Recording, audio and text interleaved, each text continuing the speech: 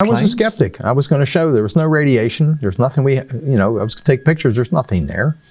And we're going to put this all to rest and get on with business. Around 3 a.m. on December 26, 1980, a security military patrol near the east gate of the Royal Air Force in Woodbridge saw what looked like lights descending into nearby Rendlesham Forest.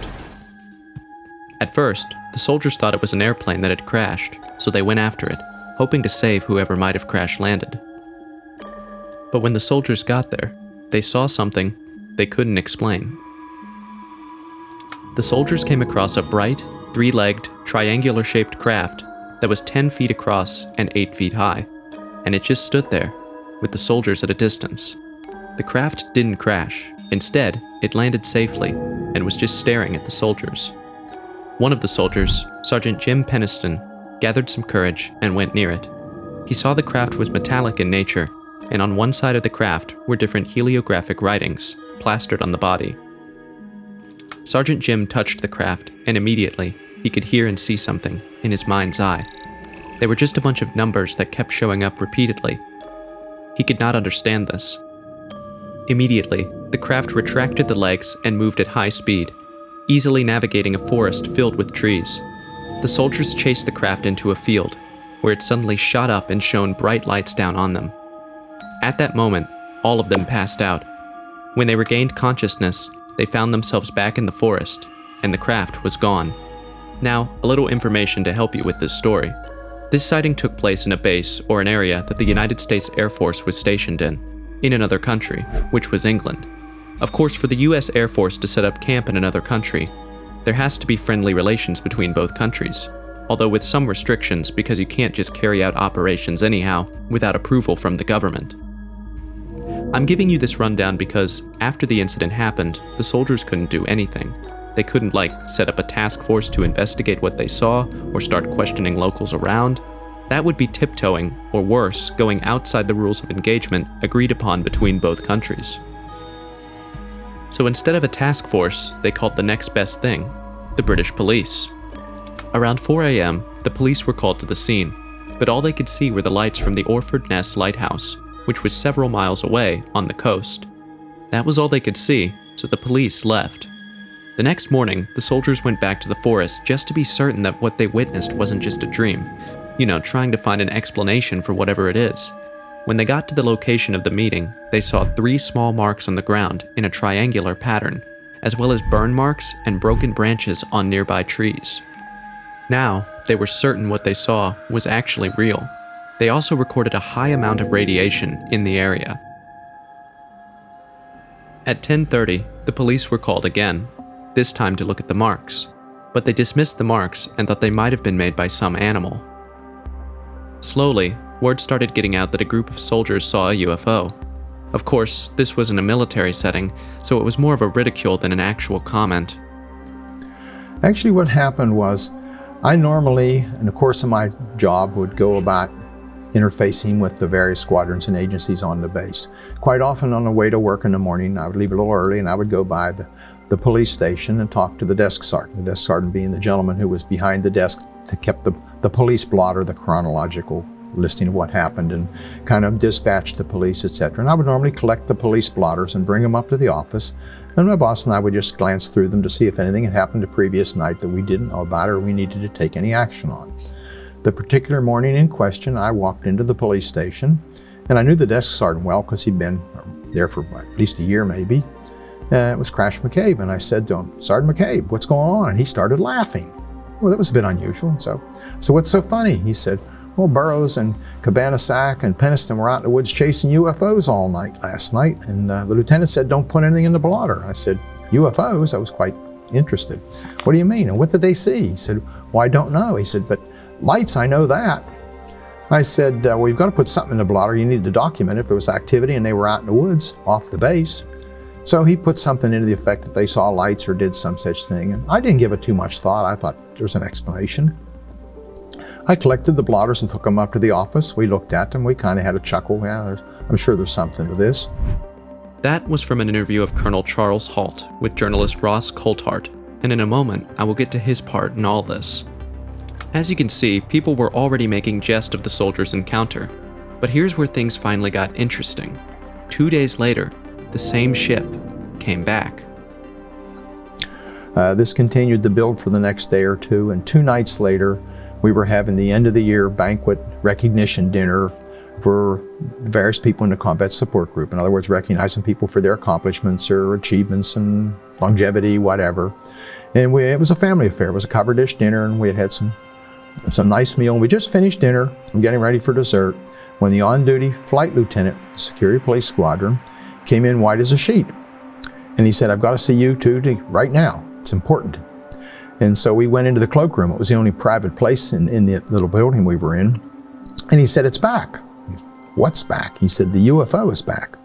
Well, the base commander and I looked at each other in disbelief. And he said, "Oh, what did you see, Bruce?" And he said, "I saw something out in the forest we can't explain." This is where Lieutenant Colonel Charles Halt officially enters the story. Lieutenant Colonel Charles Halt, who was the deputy base commander, decided to check out the location with a group of soldiers early in the morning of December 28, 1980, to investigate and confirm what nonsense the soldiers were saying. This was a man who had served 18 years in the military, had seen and been involved in a lot of things, so his presence alone is not to be taken lightly. He was going himself to investigate these claims for 2 reasons. One was to put to bed the assumption that what they saw was a UFO, as these discussions were already causing a sort of nuisance on base and probably reducing the soldiers' situational awareness. The second thing was to investigate and be certain this was not an enemy tech doing recon. If it was, they would need to tighten security immediately. I was a skeptic. I was going to show there was no radiation. There's nothing I was going to take pictures. There's nothing there. And we're going to put this all to rest and get on with business. Colonel Halt got to the location with his Geiger counter to disprove the radiation theory, a camera for documentation, and a tape recorder for record keeping. With all these, he started looking for what the soldiers said they saw. And that's when he saw it.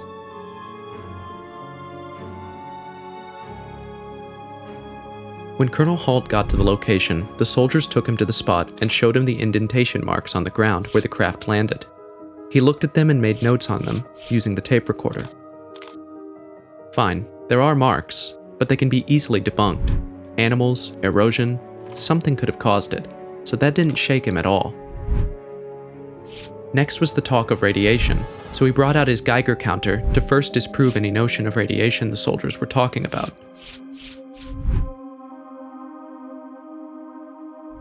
But to his surprise, the radiation was actually above normal.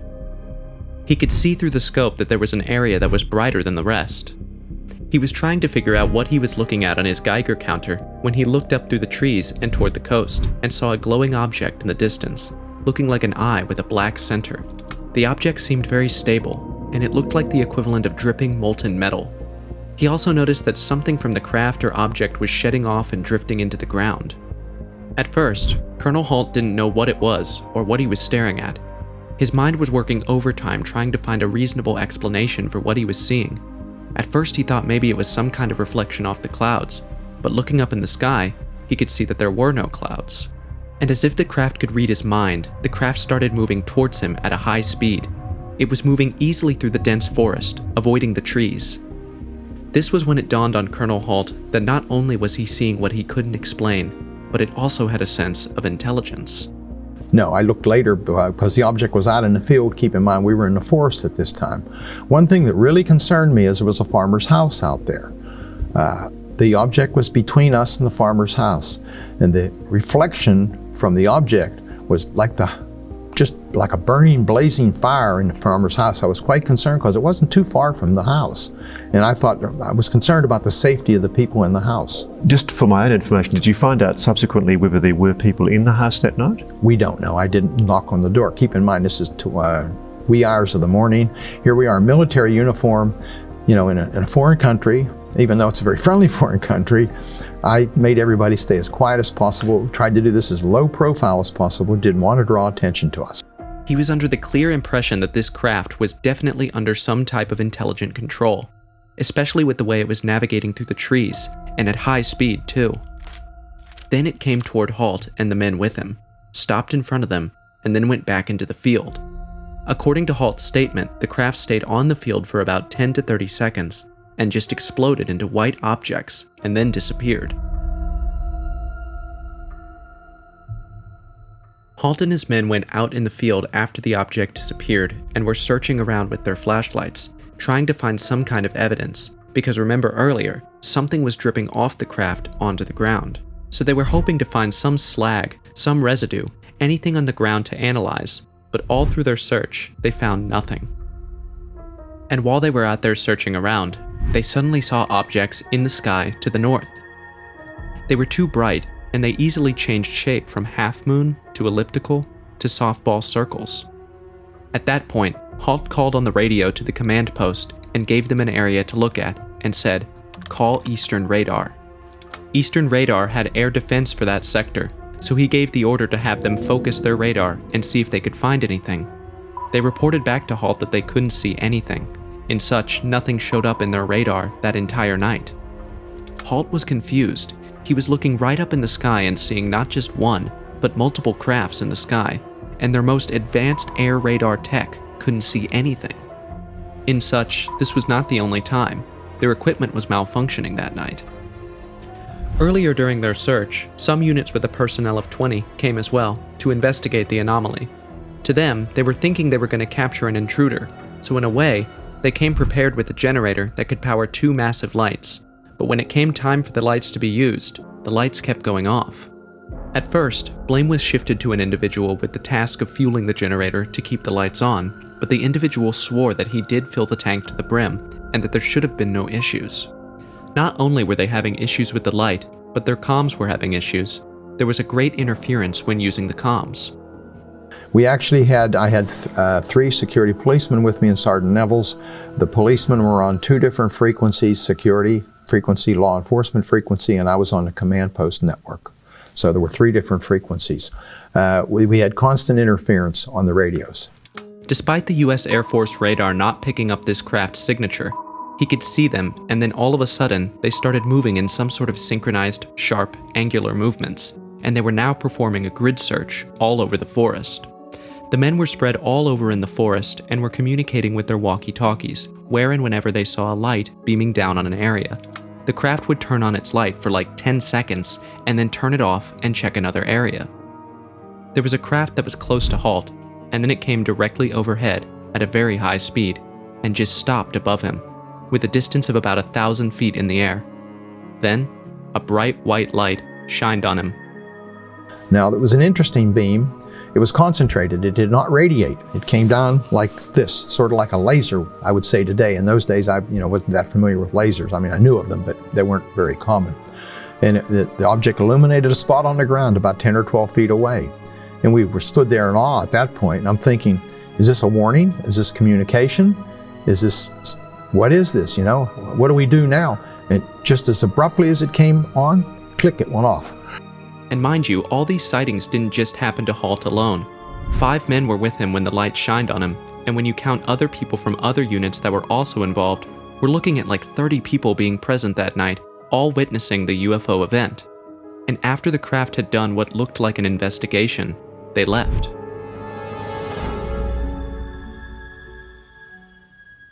After that night, Halt reported the events of the night to his boss, the colonel. The colonel had already heard snippets of what went on through the comms, but because the comms were having issues, he couldn't get a full picture. Halt briefed the colonel on what he had witnessed. Also present during the briefing were some high-ranking military officers. Halt then gave them the tape he was using to record himself. The colonel took the tape as evidence and also had a meeting with other high-ranking officers to determine what was to be done, but the response to the whole event was that since it happened outside the base, the British should take care of it. Now, the colonel brought back the tape and gave it back to Halt. Halt was confused. What was he supposed to do with the tape? If anything, the tape should be kept safe and analyzed to ascertain what actually happened. Halt was getting the feeling that no one wanted to be associated with the tape or with the event. This was a military environment that dealt with facts, data, and accurate information. Bringing talks of UFOs and flying spaceships was an unspoken, acknowledged way of ruining your career, and no one wanted that. In some cases, most military men who do encounter UFOs keep shut to avoid ridicule. In such, Halt wanted this event to never come out in public. Well, there's a stigma that goes with this sort of thing. It's difficult to understand unless you've been, I guess, a victim or participant, if you will. Have you often regretted since this incident ever speaking about it? Well, when the memo actually became somewhat common knowledge and the Air Force was going to release it, I asked them not to. In fact, I specifically asked the acting 3rd Air Force commander at that time, who I knew well, to destroy it and do not release it. Because I said, my life and yours won't be the same, and I don't need any more of this. Guess he was right. The colonel told Halt to talk to another high-ranking official, the squadron leader, who was the liaison officer from the RAAF at that time. When they met, he too was shocked and surprised about what Halt was saying. He asked Halt to write a memo, which he would show to his superiors, which was the Ministry of Defense, so as to know how to act on it. This was how Halt wrote the infamous Halt Memo.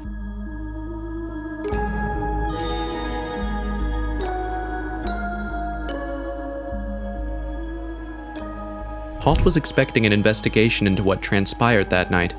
Days went by, weeks, and still nothing, and Halt just thought that was the end of it. Of course, that wasn't the end of it. The memo became public knowledge under the Freedom of Information Act in 1983, and what came after was a wave of speculations and theories, and even eyewitness accounts that collaborated on the story. The city of Rendlesham became so famous that it was dubbed Britain's Roswell.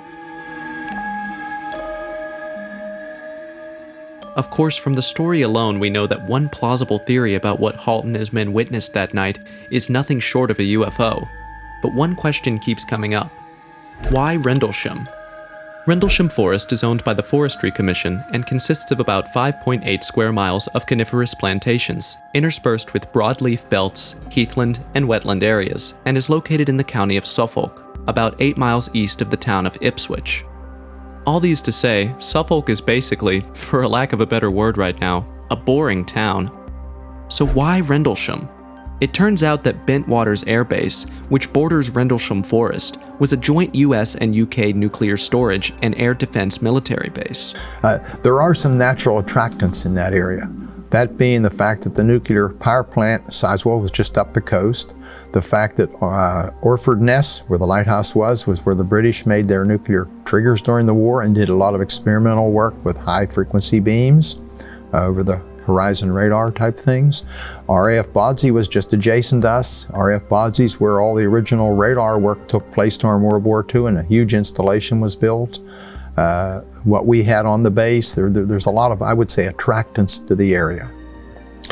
I personally think they were attracted to the base for some reason, something that we had.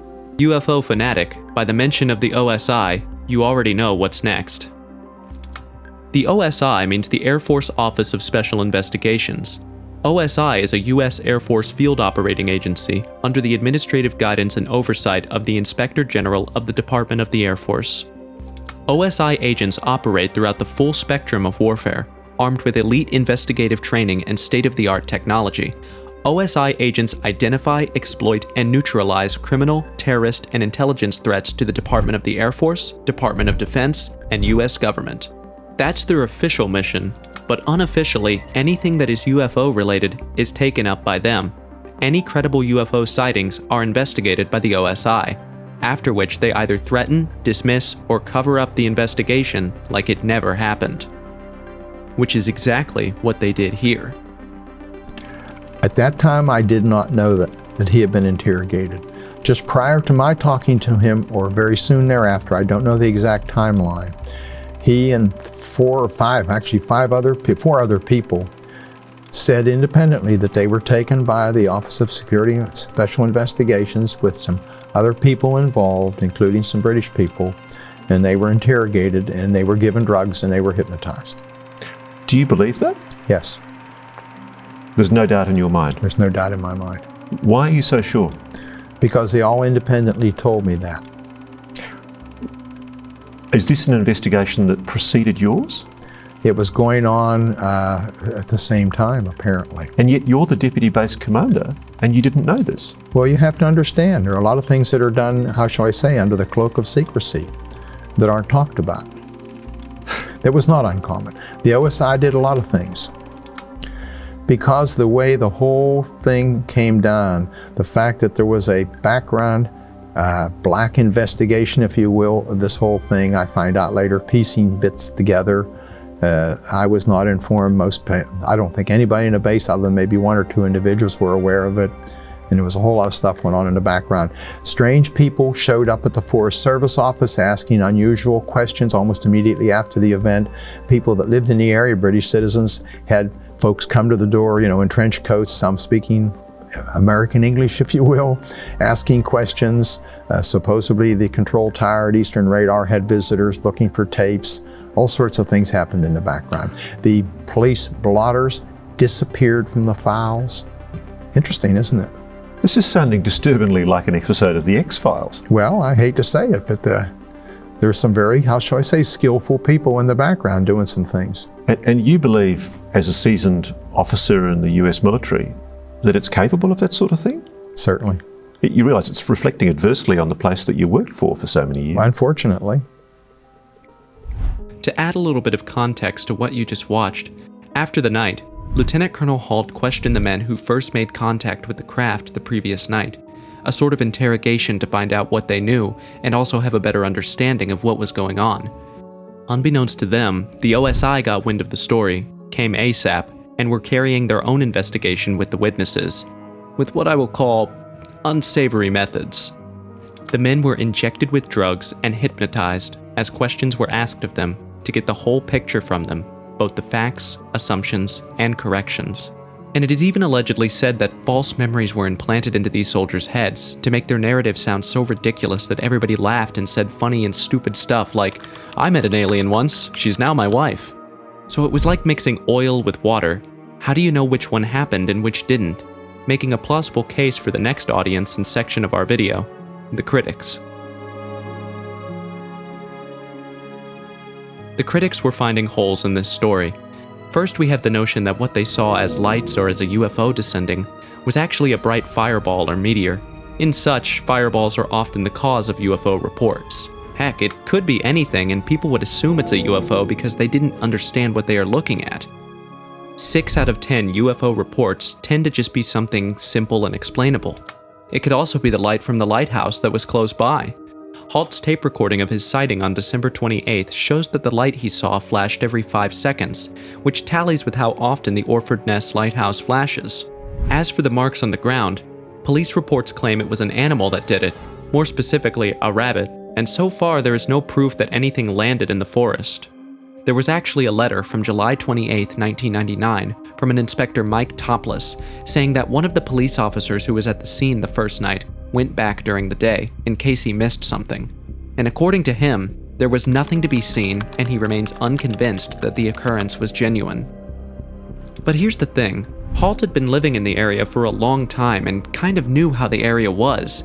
He already knew where the lighthouse was located, and he was certain that the lights he saw that night were nothing close to that of the lighthouse.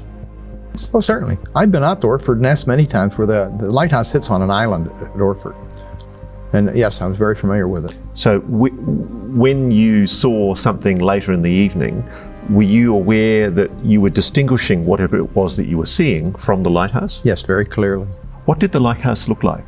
The lighthouse was a flashing beacon, a rotating beacon. It was a whitish yellow light, whereas the object I saw was bright orangish red, like fire.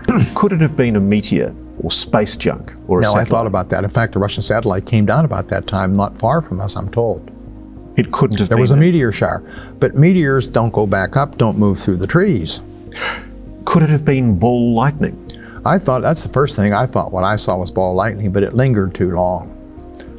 How long were you watching it for? We're talking for several minutes. And would ball lightning move through a tree? Through the trees, through the forest, and go up and down and back and forth? I don't think so, but I don't know. I've never seen ball lightning that I know.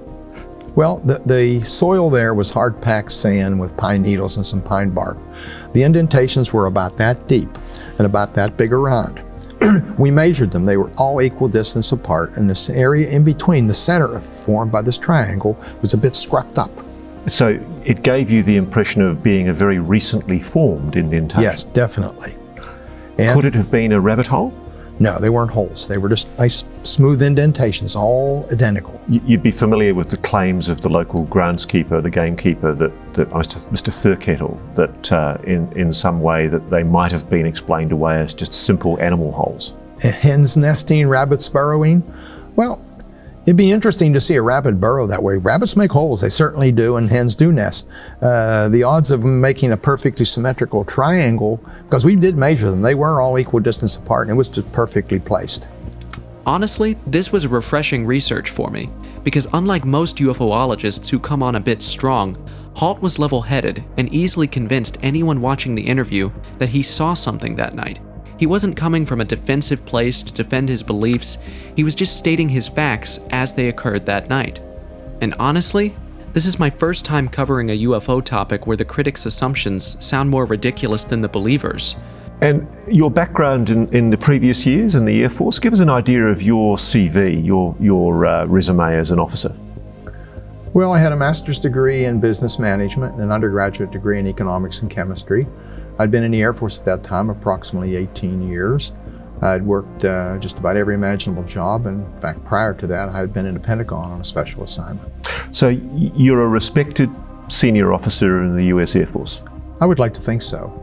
For example, some critics think that the star-like objects Halt saw hovering low to the north and south were actually bright stars that were misidentified due to optical and atmospheric effects. To the south, the brightest one lined up with Sirius, which is the biggest star in the night sky. This is another common reason why people report seeing UFOs. But even saying that out loud sounds like I'm just trying to mash multiple sentences together to make sense of it all. Another one was that the whole event that night, the flying up and the beam me up Scotty vibe given by the bright lights of the craft, were all a hoax, a prank done not just by a team of people, but by one man. The BBC reported that a former US security policeman, Kevin Conde, claimed responsibility for creating strange lights in the forest by driving around in a police vehicle with lights he had modified. Despite an investigation into this claim, there was no evidence found to prove that the prank took place. One thing people keep forgetting is that this was a highly secure base. You'd think the people who work in military security would be good at their jobs. They should be able to tell the difference between, hey, that's normal even though I don't know where it came from, and hey, what the heck is that? And how can it move like that? Most of the time, what catches their attention isn't necessarily the design of the craft. Any country can design their craft anyhow. What catches their attention is when said craft starts defying the laws of physics and everything that has to do with flying. That's when the word UFO starts coming out. Also, despite Halt making a recording and taking pictures of the event, only the audio was let out to the public. No one has seen the actual images he took with the camera to date. Another ridiculous claim was that what if they were psychologically manipulated to see what they saw? They heard of UFOs 2 nights before. What if what they saw was just their minds playing tricks on them based on the neural information from 2 nights ago? I don't believe that. Keep in mind, there's a large group of people that are very skeptical. Bobby Ball, that was with me, was very skeptical of the whole thing. Sergeant Nevels was skeptical of the whole thing. Now, Bruce England, who was with us, had been out there earlier that evening and obviously had some things implanted in his mind and probably did have some issues to deal with. But, and we were talking to people on 3 different radio nets at 3 different locations, and the people in the WSA are seeing things. The crazy thing about this story is that everyone involved is a highly respected serviceman with years of experience under their belt, and I want to believe they wouldn't just risk their career for a UFO prank. In such, Halt tried as much as possible to not be associated with the UFO crowd. So you're an open-minded bloke, aren't you? You're a skeptic. Oh, yes. Yes. So I've never said I saw a UFO. I hate to use that term because of what it connotates. I saw a lot of things I couldn't explain that night. So, after hearing the story, the theory, and the critics, what do you think? Have you spoken to other people in the US military privately who told you about things that they've seen? I have not searched out people. People have searched me out and sent me emails or sent me letters or called me and said, you know, I saw something similar and this, that, and the next thing. And what did they say? They've told me everything from missiles being reprogrammed or missiles being taken offline mysteriously, and strange objects in the sky, strange things happening to people. And some of them are very credible people, and they don't necessarily want it known, their name, or they didn't go public with it. Or in some cases, they were actually ordered to be silent, to forget anything even happened. Well, do you believe, from what you saw at Rendlesham, do you believe that there is a conspiracy to cover up what's going on? I certainly believe there's a cover-up. Now, officially, this is the end of the video, but attached to this video is the 17-minute audio recording of that night made by Halt. You can hear basically everything as it happens. Please use a headset, as some parts are not audible.